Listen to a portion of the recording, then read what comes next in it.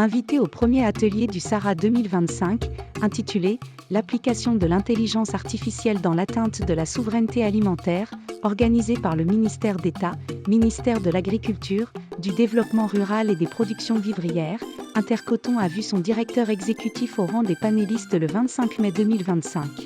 Monsieur Silucian Tiama, directeur exécutif de Intercoton et coordonnateur du projet RESCO, a présenté le thème « Transformation technologique et conception paysanne, quels enjeux pour une filière coton durable en Côte d'Ivoire ?» en présence des administrateurs de l'interprofession, en l'occurrence le PCA et ses collaborateurs.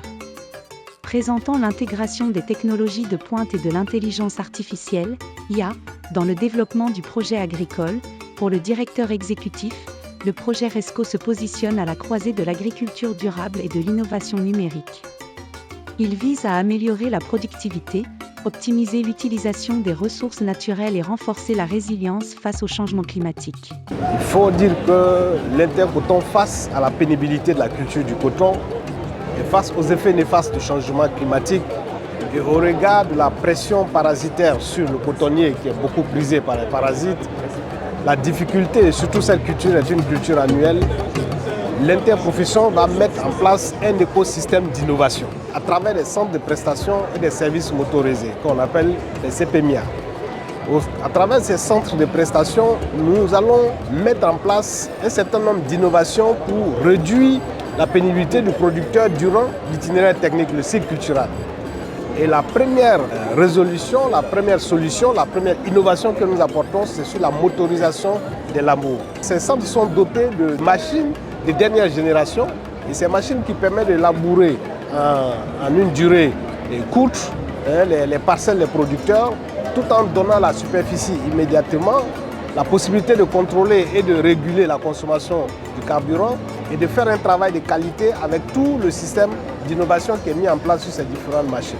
Cette technologie a été approuvée, elle est éprouvée et elle fonctionne correctement dans le bassin cotonnier. Nous attaquons un deuxième pan de l'innovation qui est le traitement phytosanitaire, l'une des étapes les plus difficiles de la production du coton. Il s'agit de pulvériser le coton avec de grosses machines à dos, avec des lances et de traverser, de marcher dans le champ de coton à des distances de 5 mètres pendant tout le champ de coton. Et cela peut prendre des heures, des jours quand vous avez de grandes superficies. Et le produit insecticide est dangereux pour le producteur. La toxicité et la dangerosité de ce producteur a un impact néfaste sur la santé du producteur. Parlons un peu des obstacles du producteur quand il se déplace dans le champ. Possibilité de croiser des reptiles, des cailloux, des souches, des troncs d'arbres, etc. Des lianes qui peuvent amener des chutes et il reçoit en plein le produit sur lui, même s'il a des appareils de protection. L'interprofession va mettre en place, à travers ces centres d'innovation, l'intelligence artificielle avec le traitement phytosanitaire avec les drones. Du coup, utiliser les drones pour pulvériser le coton en Côte d'Ivoire.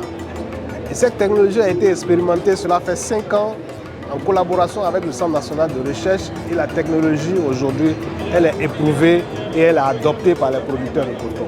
Le drone agit sur le cotonnier avec beaucoup d'efficacité. La précision de l'utilisation du produit, la précision dans le temps et la superficie traitée par le drone, le temps d'utilisation qui est de 10 minutes par hectare au lieu d'1 heure de temps en temps réel ou de façon manuelle avec le producteur.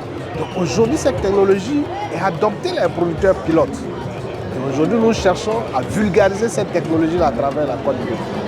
Pour lui, il faut aussi apprendre à adapter l'utilisation de l'intelligence artificielle aux besoins du producteur.